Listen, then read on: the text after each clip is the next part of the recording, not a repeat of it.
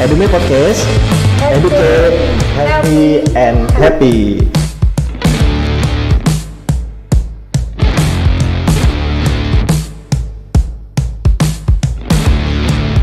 Bismillahirrahmanirrahim. Assalamualaikum warahmatullahi wabarakatuh. Selamat siang teman-teman semua. Kembali lagi bersama Edumi Podcast RSUD Jenderal Ahmad Yani. Kali ini bersama saya Dr. Bimantara Lesmana yang biasa dipanggil Bima, yang akan setia menemani teman-teman pada siang hari ini untuk membahas seputar kesehatan. Sebelumnya kita jargon dulu kali ya dok. Edumi Podcast, educate, healthy, and happy. Oke. Edumi Podcast pada episode ke-31 ini dalam rangka peringatan Hari Ginjal Sedunia yang diperingati setiap tahunnya pada hari Kamis minggu kedua di bulan Maret. Dan tahun 2025 ini jatuh pada tanggal 13 Maret 2025. Kemudian peringatan Hari Ginjal Sedunia tahun 2025 ini memiliki tema apakah ginjal Anda baik-baik saja? Deteksi dini, lindungi kesehatan ginjal. Dan saya sudah bersama narasumber hebat kita. Terima kasih Dr. Emilia, spesialis penyakit dalam konsultan ginjal hipertensi, telah berkenan hadir siang hari ini untuk membahas seputar kesehatan mengenai ginjal dan hipertensi.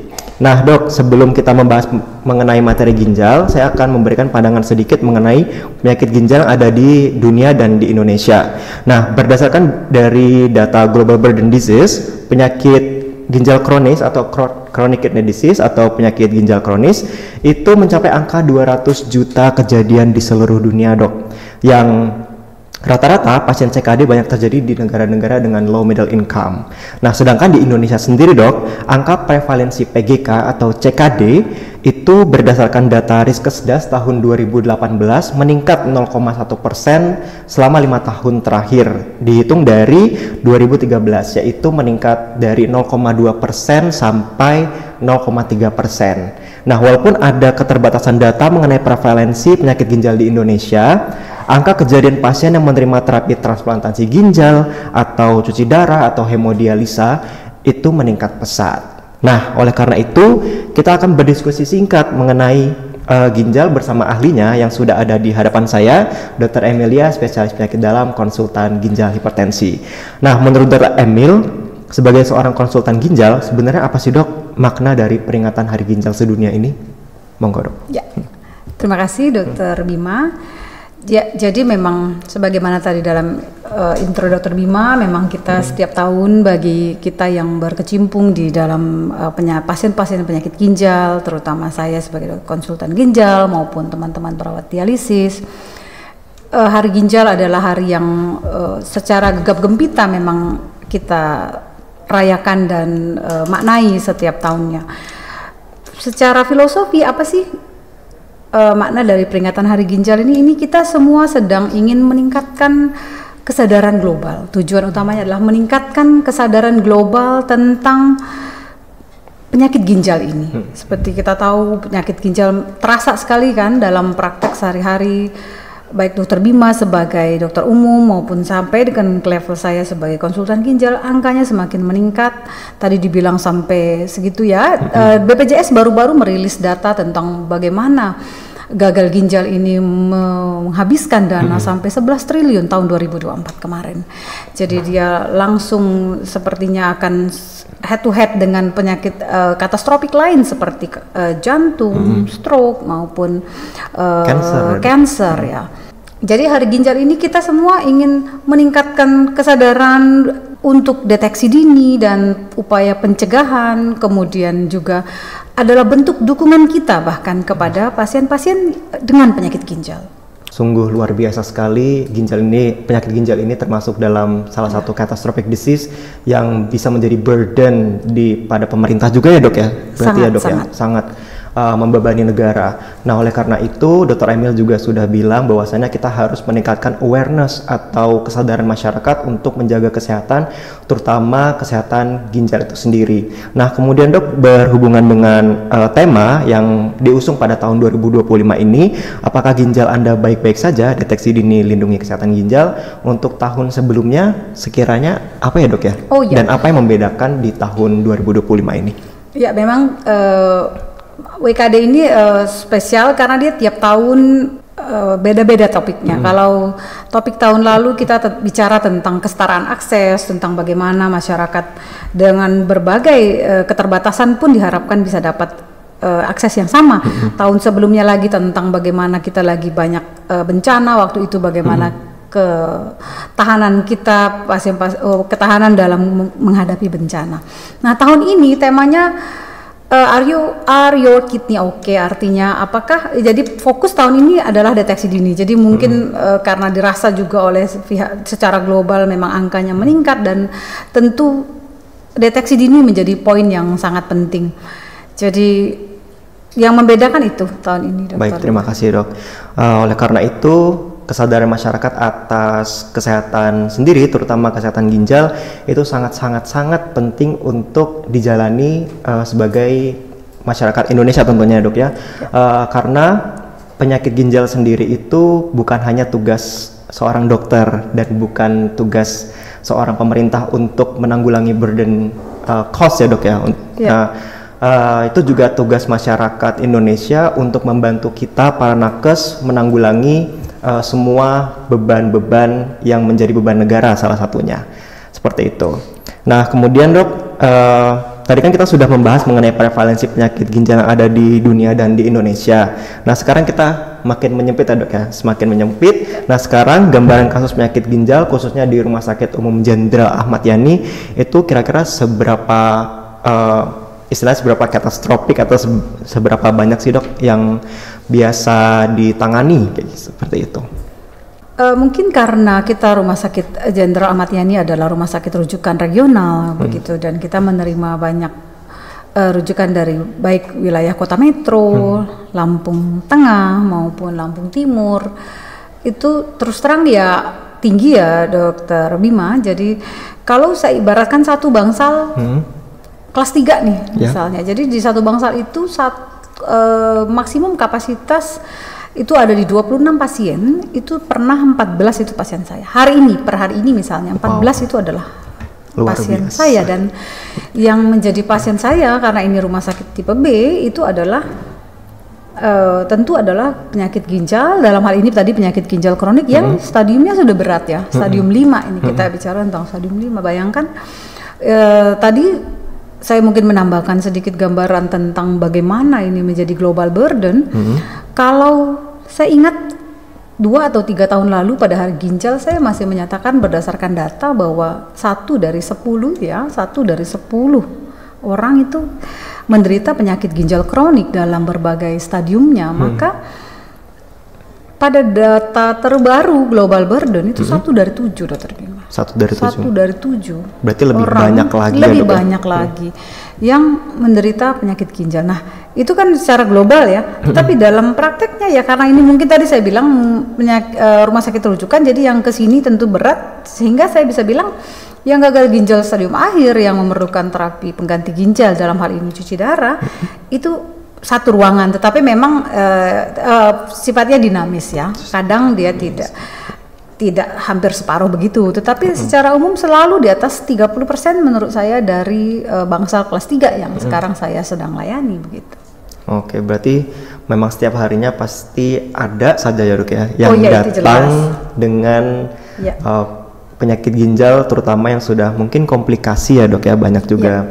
Nah, kemudian juga pasien-pasien Dr. Emil yang sudah dijelaskan sebelumnya itu 14 dari 26 bed isinya penyakit ginjal kronis. Berarti itu lebih dari 50% yang ada di bangsal itu adalah penyakit ginjal. Nah, berarti seberapa banyaknya gambaran penyakit ginjal yang ada di Rumah Sakit Umum Jenderal Ahmad Yani? Sebegitu banyak, teman-teman semua. Ya, begitu ya, Dok ya. Nah, kemudian, Dok, tadi kan Dr. Emil sempat menyinggung bahwasanya terutama penyakit ginjal kronis. Nah, kira-kira ada berapa jenis penyakit ginjal sih, Dok, yang terjadi di dunia kita ini? Dalam layanan sehari-hari ya? Iya, dalam layanan sehari-hari. Saya ya mungkin kalau ditanya tentang itu ya kita bisa membahas satu textbook sendiri gitu. Tetapi yang namanya jenis penyakit ginjal ya mungkin kita bisa bedakan tergantung dari durasi terjadinya. Apakah dia akut, atau baru, kalau istilah kedokterannya akut itu artinya baru terjadi, atau dia kronis atau sudah lama terjadi. Beda-beda penyakit, beda batasan antara akut dan kronis ya Dr. Bima. Kalau untuk ginjal yang namanya akut atau kronis itu adalah di 90 hari. Jadi apa sih nanti maknanya secara klinis, yaitu maknanya apakah ginjal itu pulih atau tidak. Jadi dari sisi durasi. Ada juga macam penyakit ginjal dari sisi penyebabnya. Penyebabnya bisa karena diabetes, bisa karena darah tinggi, bisa karena batu ginjal, bisa karena gangguan genetik atau keturunan seperti kista, namanya kista yang multiple tentu yang membuat sampai gagal ginjal. Kemudian penyebabnya karena infeksi saluran kemih bawah yang menjalar ke atas, atau infeksi langsung pada ginjal itu sendiri akibat kondisi penyakit autoimun misalnya, atau karena kanker juga di situ, tumor atau kanker di situ, atau yang primer yang maksudnya ada di situ, atau penyebaran dari kanker di tempat lain begitu. Atau dari kita lihat dari sisi lokasi terjadinya penyakit, bisa namanya di saringannya namanya glomerulonefritis, atau di salurannya itu nanti terkait sekali dengan anatomi. Nah, itu salah satu biasanya penyebabnya adalah obat-obatan. Baik. Berarti memang banyak sekali ini ada kayak penyebabnya. Nah, kalau kita berbicara mengenai penyebabnya, pasti kan ada persenan nih dok, mana nih yang paling banyak menyebabkan penyakit ginjal kronis. Nah, Dr. Emil sendiri sebagai seorang konsultan ginjal hipertensi, kira-kira yang mana sih dok dari list tadi sebanyak itu yang paling banyak menyebabkan penyakit ginjal kronis dok atau CKD? Oke. Tergantung range usia ya. Jadi kalau kita secara dewasa begitu, dewasa dan tua, kita lihat ada sedikit perbedaan data antara registry ya, namanya pencatatan itu ada data dunia, ada data Indonesia. Indonesia kita punya registry namanya Indonesia Renal Registry. Jadi tapi pengambilan datanya Dr. Bima dari pasien-pasien yang menjalani cuci darah. Jadi penyakit ginjal kronik tahap akhir begitu. Maka penyebab paling seringnya kalau di Indonesia adalah hipertensi. Tetapi dari dunia agak sedikit berbeda. Saya bilang tadi secara global penyebab cuci darah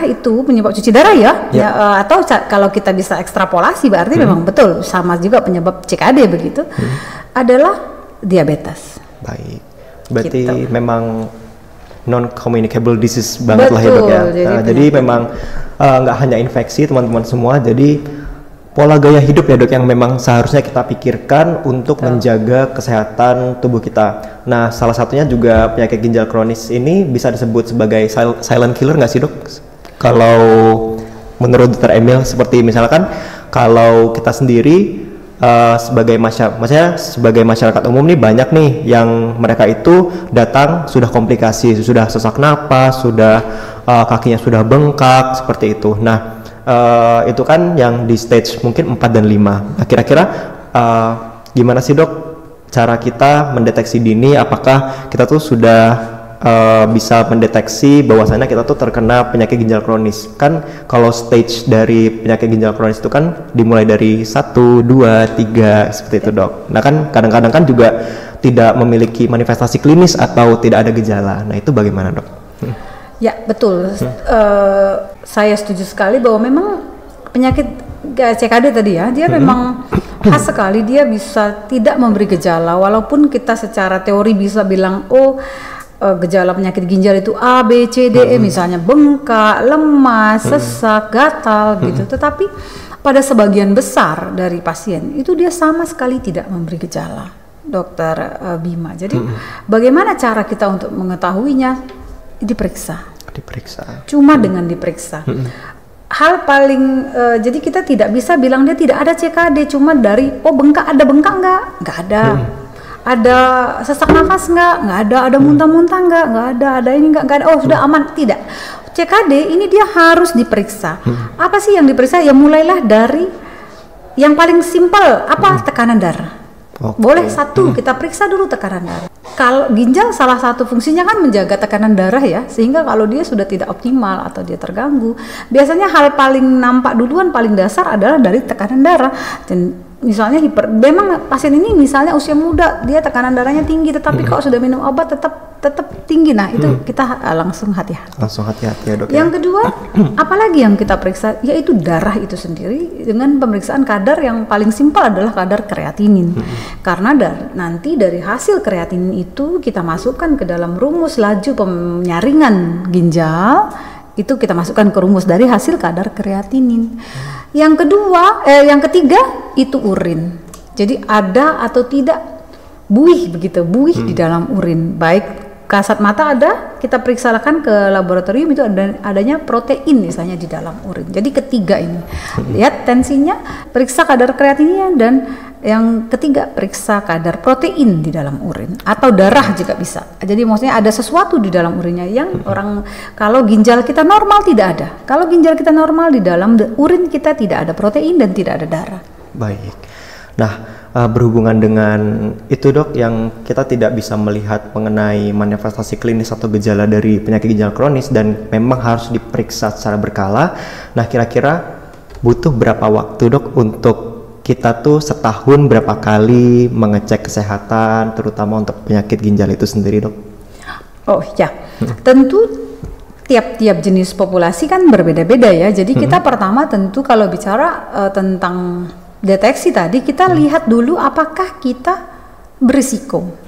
Ya, jadi kita tahu dulu apakah kita berisiko untuk terganggu fungsi ginjalnya. Apa saja faktor risikonya? Pertama, apakah kita ada diabetes? Apakah kita ada kadar gula darah yang tinggi? Apakah kita ada darah tinggi, hipertensi? Apakah kita ada obesitas, kegemukan? Yang keempat, apakah kita ada riwayat penyakit jantung, kardiovaskular? Apakah kita ada riwayat penyakit ginjal dalam keluarga? Apakah kita riwayat dulunya lahirnya prematur? Apakah kita ada riwayat sering mengkonsumsi obat-obatan yang sangat mengganggu fungsi ginjal? Apa obat-obatan itu? Yang sering saya temui dalam praktek klinik saya sehari-hari adalah obat-obatan penghilang nyeri. Ada 3 jenis obat. Obat-obatan penghilang nyeri yang mudah sekali diakses oleh masyarakat kita, bisa tinggal dibeli di apotek. Yang kedua, obat antibiotik. Ini juga antibiotik kan sayang sekali di negara kita belum terlalu ketat. Pasien masih bisa beli dengan bebas antibiotik tanpa resep dokter. Yang ketiga, nah ini yang mungkin masih jarang disorot, yaitu obat-obat penurun asam lambung, Dokter Bima. Ya, obat-obat penurun asam lambung kalau dikonsumsi terus-terusan untuk waktu yang lama, itu ya juga bisa menyebabkan gangguan pada ginjal. Begitu. Oke, saya baru tahu kalau misalnya obat penurun asam lambung itu bisa jadi salah satu resiko menyebabkan suatu penyakit ginjal seperti itu. Bisa melalui kayak tadi yang saya bilang, dia mengganggu di nefritis interstisial dia. Kalau terus-terusan ya, golongan lansoprazol begitu, zolzol lah yang PPI ya jenis itu dia tidak sepenuhnya aman. Itu pun memang ya jarang, mungkin dia tidak ngetop NSAID ya, obat-obat penghilang nyeri atau antibiotik golongan tertentu yang akan mengganggu ginjal. Tapi beberapa tidak ada gejala tidak ada faktor risiko apapun saya temui. Saya duga, tapi kepustakaan menyatakan juga seperti itu, Dokter Bima. Baik, ya. Saya juga ingin sharing ya, Dok, ya, mengenai penyakit ginjal pada saat saya internship, Dok. Nah, ini kita berbicara mengenai daerah terluar, Dok, yang dimana fasilitas kesehatan itu masih minimal. Nah, saya internship kebetulan di Sulawesi Tengah, di Luwuk atau Sulawesi Tengah bagian timur. Nah, di puskesmas sendiri itu tidak bisa cek darah, hanya bisa cek gula darah dan juga protein urin. Nah, di situ saya juga berkonsentrasi untuk meningkatkan kesehatan masyarakat sekitar, Dok. Nah, bagi saya itu memang cukup sulit ya, Dok, ya, di mana puskesmasnya hanya 1 dan cakupan wilayahnya itu banyak, sehingga masyarakatnya pun juga banyak, dan itu juga menjadi PR seorang tenaga kesehatan di daerah terluar, khususnya di daerah Indonesia bagian timur, untuk meningkatkan kesehatan pada masyarakat awam. Nah, kalau kira-kira Dok, menurut Dr. Emil, untuk meningkatkan kesehatan ginjal, terutama di daerah terluar di Indonesia Timur, contohnya di Sulawesi atau di daerah kepulauan, itu baiknya seperti apa ya Dok ya, selain tekanan darah dan cek lab, yang bahkan cek lab pun belum bisa seperti itu. Iya, iya betul. Saya pun karena saya lama melayani juga di Papua ya, jadi saya paham sekali bagaimana kita yang ada di zona terluar itu mengalami kesulitan. Kalau kita bicara tentang alat tes, Dr. Bima, saya punya kabar baik bahwa di tahun 2024 kemarin, KDIGO, jadi organisasi dokter-dokter ginjal dunia, itu namanya KDIGO, itu mengeluarkan guideline di mana dia memungkinkan pemeriksaan urium kreatinin dengan menggunakan alat POCT. POCT artinya point of care testing. Jadi Dr. Bima tahu mungkin alat untuk mengetes seperti gula darah, cetek pakai jari. Itu pun ada untuk urium kreatinin. Wow. Kayaknya ada namanya alat POCT. Dan oleh KDIGO karena mungkin menyadari betapa daerah-daerah terpencil itu adalah sesuatu yang luar biasa, maka POCT itu menjadi dibenarkan secara guideline begitu. Walaupun kalau kita bicara levelnya itu dia 2D, tetapi maksud saya boleh sama KDIGO. Oh ya boleh, itu bisa dipegang hasilnya. Yang hasil POCT tadi, khusus urium kreatinin ada. Urium kreatinin asam urat ada alatnya. Sudah ada dan sudah dijual, bisa diakses di marketplace. Itu untuk pemeriksaan. Tetapi tentu harganya juga tidak terlalu murah, harganya 8-9 juta begitu. Tapi bisa lah ya kalau di daerah luar ya, minta sama Pemda, jangan sendiri ya. Benar dong. Tapi maksud saya kalau kita bicara bagaimana sih langkahnya untuk pencegahan, ya secara umum sama sebagaimana penyakit kronik lainnya. Ada 8 golden rule lah istilahnya, katanya 8 baku emas bagaimana sih kita menjaga organ ginjal. Ya ada 8 baku emas untuk mencegah penyakit ginjal, yaitu yang pertama saya bilang tadi periksakan kesehatan secara rutin, terutama bagi yang beresiko tadi saya bilang. Yang kedua, kendalikan gula darah. Yang ketiga, kendalikan tekanan darah. Yang keempat, olahraga atau beraktivitas. Yang kelima, minum cukup 2 liter minimal sehari. Yang keenam, makan makanan bergizi. Yang ketujuh, stop alkohol dan merokok. Dan yang ke-8, stop penggunaan obat-obat yang dibeli sendiri yang tidak sesuai anjuran dokter, terutama ke obat-obat penghilang nyeri tadi saya bilang, antibiotik dan obat-obat penurun asam lambung. Baik, banyak sekali memang yang harus kita perhatikan teman-teman semua untuk menjaga kesehatan ginjal kita. Saya mau sharing sedikit lagi Dok mengenai obat-obatan yang gampang sekali dibeli oleh masyarakat awam. Nah, kembali lagi pada saat saya internship di Sulawesi, itu memang bisa saya bilang daerah terluar mungkin edukasinya itu belum seefektif dan semaksimal yang ada di daerah perkotaan ya Dok ya. Jadi ketika mereka nyeri sedikit itu sudah pasti mereka membeli obat-obatan anti nyeri NSAID, dan pada saat dirawat di rumah sakit, masuk rumah sakit, itu asam uratnya sudah di level 8 sampai 11 Dok, yang kemudian nyeri perut ketika di USG sudah menjadi batu ginjal dan berujung ke CKD mulai dari stage 3, 4, dan 5. Berarti memang sepengaruh itu juga untuk edukasi terhadap masyarakat awam mengenai kesehatan itu sendiri. Nah, oleh karena itu mari kita teman-teman semua dari sekarang atau mulai sekarang pahami mengenai kondisi fisik masing-masing, terutama untuk memperingati Hari Ginjal kita harus cek secara berkala dan mengikuti atas saran dari 8 Golden Rules yang sudah diberikan dari Dr. Emil tadi. Nah, tadi kan kita sudah membahas mengenai beberapa ini ya Dok ya, penyebab. Nah, sebenarnya kalau penyebab dan faktor resiko itu apakah saling sama Dok, atau mereka berdua tuh berhubungan Dok? Mungkin kan faktor resiko ini berhubungan dengan gaya hidup ya Dok ya. Nah, menurut Dr. Emil, itu bagaimana dok, faktor resiko apa yang sangat-sangat mendukung untuk terjadinya penyakit ginjal kronis? Iya, faktor tadi saya sudah utarakan tadi tentang berbagai faktor resiko untuk terjadinya penyakit ginjal ya. Jadi kalau kita ada riwayat penyakit ginjal dalam keluarga, tentu kita harus lebih hati-hati. Jadi antara faktor resiko itu adalah resiko ya. Apakah kita tahu secara medis yang namanya faktor resiko adalah kemungkinan kita terkena, tetapi apakah pasti tidak ya. Jadi kalau kayak faktor resiko genetik kan beresiko saja, tapi kalau kita mampu mengendalikannya itu ya kemungkinan untuk terjadi juga lebih kecil gitu. Baik. Jadi kalau kita di dalam keluarga ada riwayat penyakit ginjal, maka kita lebih hati-hati. Kalau kita ada diabetes atau di dalam keluarga kita ada riwayat diabetes, kita lebih hati-hati. Kalau kita ada darah tinggi atau di dalam keluarga kita ada riwayat darah tinggi, maka itu semua menjadi warning lah buat kita ya. Itu tadi salah satunya juga riwayat kelahiran prematur juga kan karena sel-selnya tidak matang, tidak jumlahnya mungkin kurang sehingga kita lebih rentan untuk organ-organ ya. Kemudian juga obesitas, kita tahu kita ini masyarakat modern ya, makanan bisa mudah sekali kita akses di mana-mana, semua makanannya manis, kemudian tidak hanya manis tetapi juga melalui proses ultra proses ya. Kita hidup di tengah anak-anak yang lebih suka makan KFC daripada ayam kremesan gitu ya. Ayam kalasan.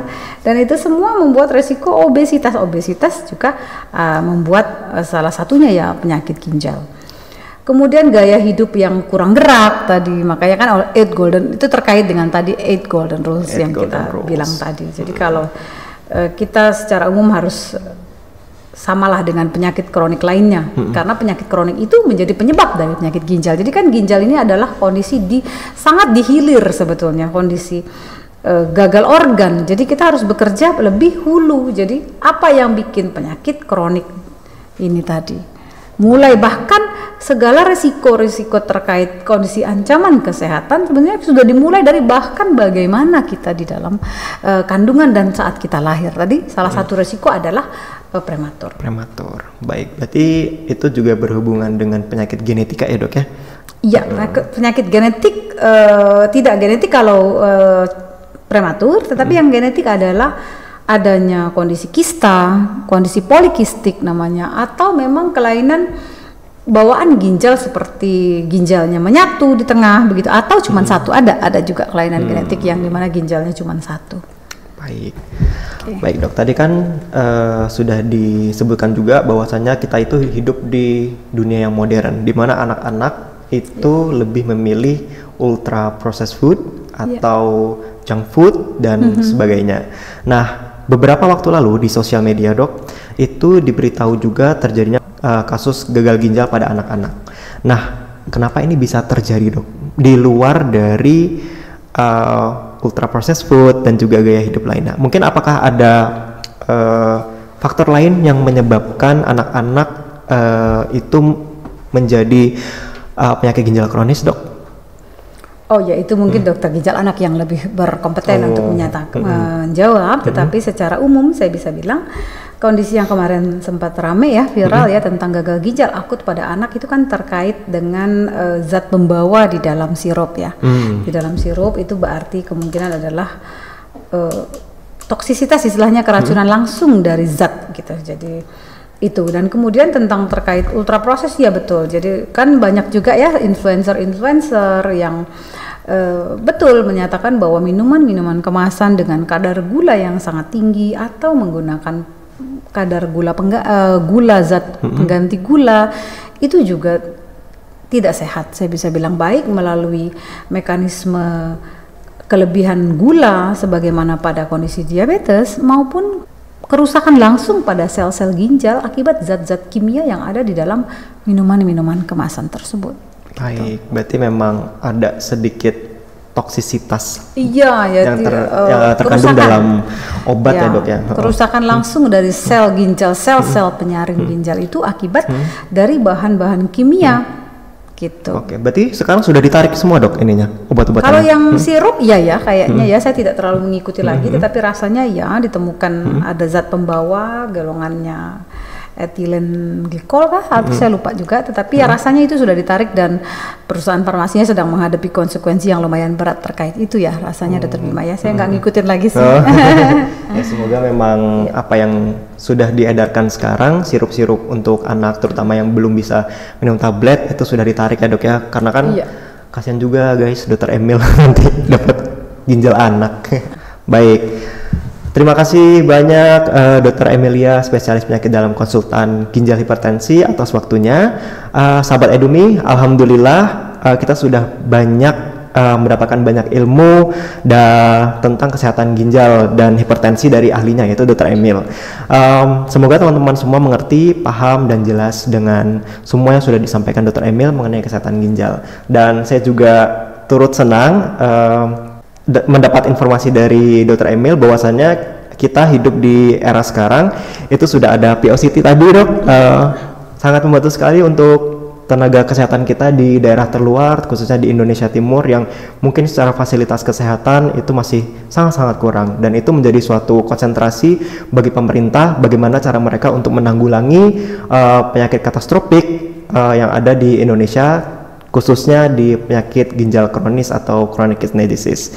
Nah, sebelum kita tutup di episode kali ini, mohon mungkin Dr. Emil bisa memberikan motivasi kepada para pasien ginjal kita, khususnya pasien-pasien yang sedang menjalani transplantasi ginjal atau sedang menjalani hemodialisis atau cuci darah, sehingga mereka semua dapat pesan terbaik dan bisa menjalani hidup seperti orang normal pada biasanya.